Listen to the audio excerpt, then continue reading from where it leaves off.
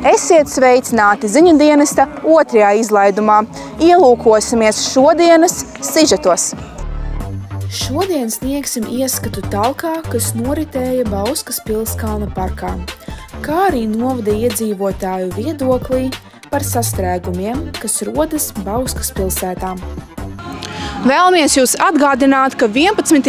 jūlijā Bauskā norisinājās postoša vētra. Mēs noskaidrosim, kādas ir tās sekas. Sveiks, Jāni! Sveika! Sveiki, skatītāji! Sakiet lūdzu, kāda šodien ir atmosfēra? Atmosfēra, manuprāt, ir brīnišķīga. Gan laikapstākļi parūpējušies par to, lai mums visi šie darbi, kas šodien jāizdara, būtu izdarām veikli un ar labu garstāvokli. Un kādi ir talkotāji vai čakli? Jā, talkotāji čakli. Mūsu sētniece jau pat teica tā, ka līdz pusdienām pat nebūšot vairāk ko darīt. Un kas jau ir padarīts? Tātad mēs šodien principā bija doma ar grābekļiem pastrādāt, sagrābt visus kritušos mazākos zarus, sagrābt visas lapas, kas nokritušas, un tās mēs arī šodien esam paveikuši. Runājot par citām Bauskas aktualitātēm, sakiet lūdzu, vai jums traucē sastrēgumi, kas veidojas tepat pie kultūras centra? Par cik es tagad pēdējos mēnešus neesmu autobraucējis, bet kājām gājies, te man pilnībā netraucē. Noskaidrosim Bauskas novada iedzīvotāju viedokli un sajūtas par Bauskas kalna ielas remontdarbiem un sastrēgumiem. Bausku pārņēmuši lielceļa remontdarbi. Taču kamēr čaklie strādnieki rīvē nost veco sagumu un lej jauno bitumu, satiksme turpina savas gaitas. Vai kalna un zaļās ielas remontdarba izraisītie sastrēgumi jūs apgrūtina?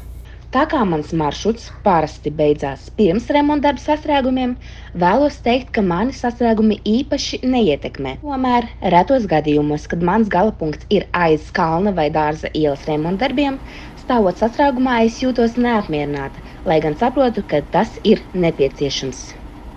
Protams, autobusu šoferiem šajās dienās ir īpaši grūti, jo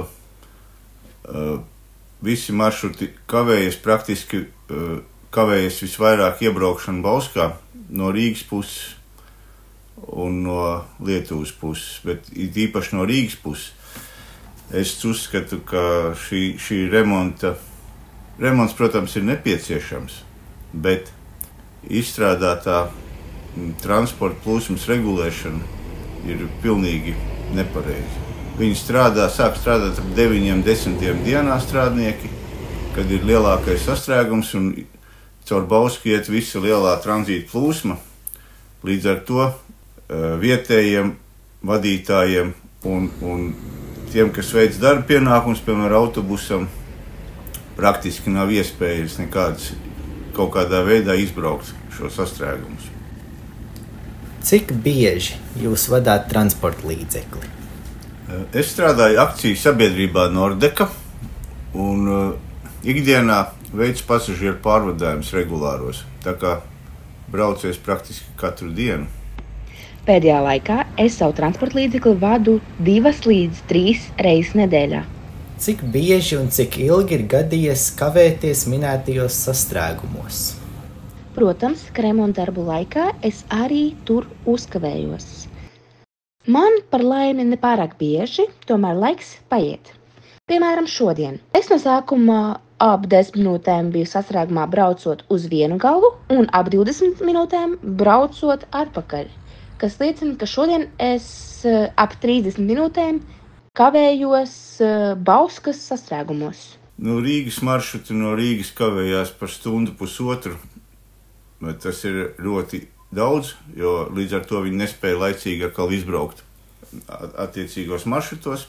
Pasažieri bija apmulsuši, jo prasīja autobusā, kad būs nākošais autobus, un īsti neviens nevarēja pateikt informāciju. Kā jau es teicu, satiksmes organizācija ļoti nepareiza, jo pagājušā gadā, kad remontēja daudz mazāk slimnīcas ielas posmu pie autobusas pretī, arī organizācija bija tik katastrofāla, ka vienīgais legālais ceļš, nepārkāpjot satiksmes noteikumus, kā iebraukt autobusā, bija ar lielajiem autobusiem braukt cauri visiem Dārza ielas dzīvojamam kvartālam. Līdz ar to apgrūtinot iedzīvotājus un visu pārējo. Nezinu, kāpēc mūsu firmas, kas mēģina, kas veic remontdarbus, nekādā veidā nevar saskaņot ar pašvaldību, ar valdību, lai nepārkāpjot likumus, varētu veiksmīgi, ātri veikt šos remontdarbus, nevis apgrūtināt šādā veidā satiksmi visiem. Es uzskatu, ka, piemēram, iedzīvotājiem būtu daudz vieglāk, ja, piemēram, vienā vai divās nakts laikā viņi varētu paciesties un līdz ar to nebūtu šie mežonīgie sastrēgumi, izplūdes gāzes papildus un viss pārējais troksnis, kas ikdienā apgrūtina arī vietējos iedzīvotājus. Autobraucējiem ielgusī ceļa gaita lielu prieku nerada, taču šoferi ir iecietīgi un tikai ar nelielām sūdzībām gaida būvdarbu beigas. Sastrēguma gaitas atspoguļoja Rihards Fokins, Evelīna Gateža un Ralfs Milišūns. Šodien Zēni Čakli strādā. Aprunāsimies ar Ralfu. Sveiks, Ralf! Sveiki! Kāpēc šodien ieradies? Zini kā, tas tojas, te bija beigā nekārtība. Jāsakārto ir. Kādi ir šodienas darba plāni? Cik saprotu, viss jāsako, visi tie zari, lapas, tā tālāk. Un ko jau esi padarījis? Mēs ar džekiem šeit esam visu to placu satīrījuši. No lapām, zariem, tā tālāk. Atliek tikai aizvest. Paldies! Kādēļ šeit ieradāties? Uzskatu to par savu pienākumu, palīdzēt sakalpt gan Pilskalnu pēc vētras postījumiem, jo esmu baušniece. Un kādi ir šodienas darba plāni? Darba plāni sagrābt, savākt, savest vienā kaudzītē, lai pēc tam ir vieglāk aizvest to visu un padarīt šo apkārtni skaistāku. Un sakiet lūdzu, kur ir sadabūts šāds krekliņš? Šis krekliņš ir vispār darba krekliņš no pagājušā gada sporta spēlēm, jo strādāju būvniecības namā Kurši. Un līdz ar to mēs veidojām šādu tipu krekliņus, kas šobrīd dara arī šeit, lai saprastu to, ka Bauska ir līmenī un kopā mēs varam.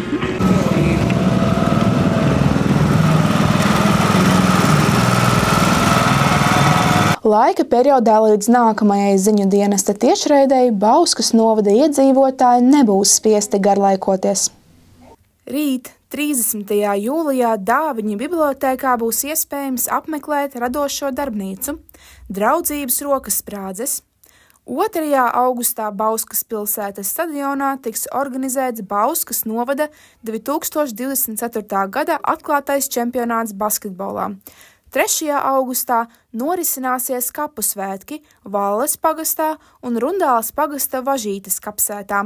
Savukārt Skaistkalnes pagastā notiks Kanepenes sporta svētki, bet 4. augustā pagastā tiks organizēts Kanepenes gada tirgus.